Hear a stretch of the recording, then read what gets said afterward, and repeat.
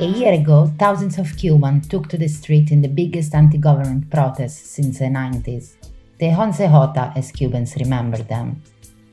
In Cuba, unauthorized public gatherings are illegal. Many people have been detained and are now facing decades of prison for taking part in the rallies.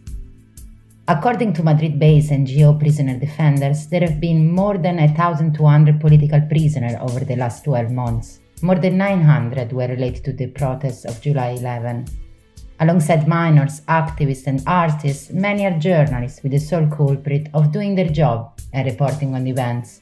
One of those is Camila Costa, who works as a reporter for Cuban independent news site Cubanet and as a Havana correspondent for the Spanish paper ABC. Sí, estuve 10 meses en reclusión domiciliaria por reportar el 11 de julio, las protestas del 11 de julio del pasado año.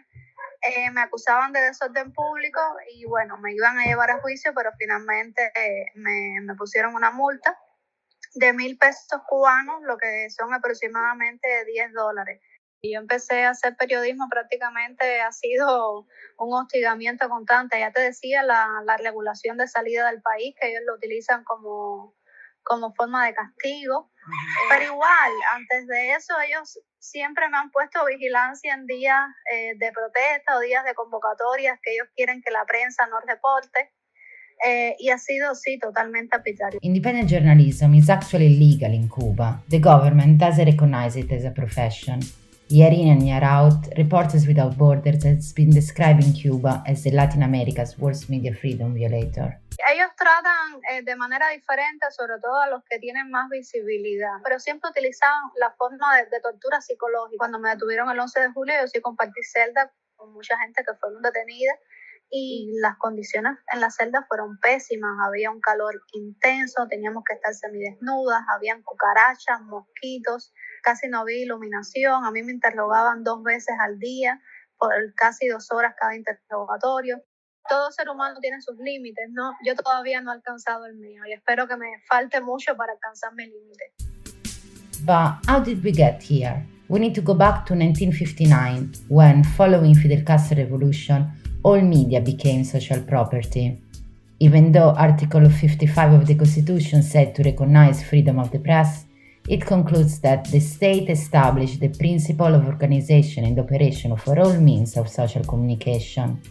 Known as the gag law, the Law 88 of the Cuban Penal Code criminalized the dissemination of information against the government with foreign media, while Article 149 is used to sanction journalists working without a recognized degree.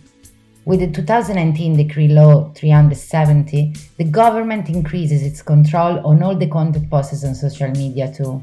It actually prohibits the dissemination of information contrary to the social interests, morals, good manners and integrity of people.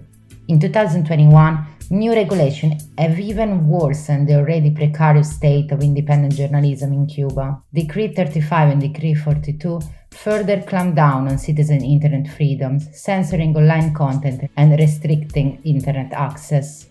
While under a reform to the Decree 141, the Cuban Party has now officially excluded independent journalism from the list of allowed self-employment activities. Among citizens trying to escape from a staggering economic crisis and political prisoners forced to exile, Cuba is experiencing the worst migration crisis since Castro's revolution. However, from exile, Cuban journalists keep denouncing the issues afflicting their beautiful island.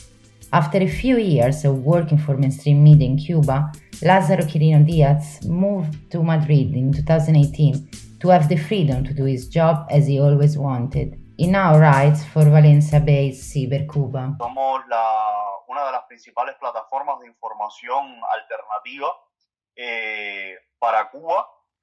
Lamentablemente estamos censurados dentro de la isla. Para saltar la censura de nuestra propia página, he desarrollado una aplicación, o sea, que está disponible en Android y en iOS, que sí permite a los cubanos dentro de Cuba acceder a nuestra información sin ningún tipo de problemas. También hemos usado el canal de Telegram para distribuir nuestro contenido. Between 2014 and 2018, there was a boom of independent publication founded abroad. Mónica Barra Sanchez started working for Periodismo de Barrio in 2015 when Helen Diaz Rodriguez just founded its community journalism project to bypass the challenges of getting access to official sources. How getting close to the people rather than the institution. I wanted to write. That was the only reason why I became a journalist, because I wanted to tell stories. And I became an independent journalist, which is different in Cuba, because I wanted to be free to say what I wanted to say. I didn't think that I was going to battle against the state. I didn't saw that decision like a political decision, and I feel identified with this project, Periodismo de Barrio, and I want to be part of it. I want to write. That was the only choice. And of course, once you decide that, you have to fight for your right to do that. But that's not the main reason of your job. The main reason of your job is telling stories.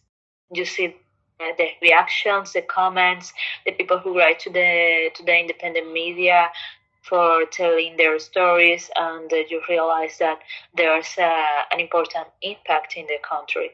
It could be bigger, of course, but I believe that independent media are doing a great difference in the context right now. It's important to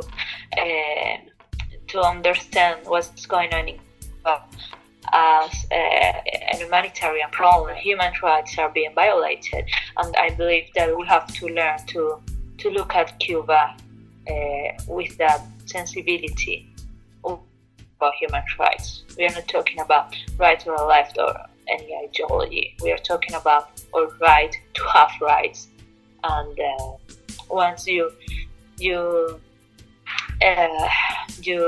take off all those ideologies, you realize that there's no way to justify that someone is put into jail for posting on social media. And there are a lot of people in jail now for their posts on social media.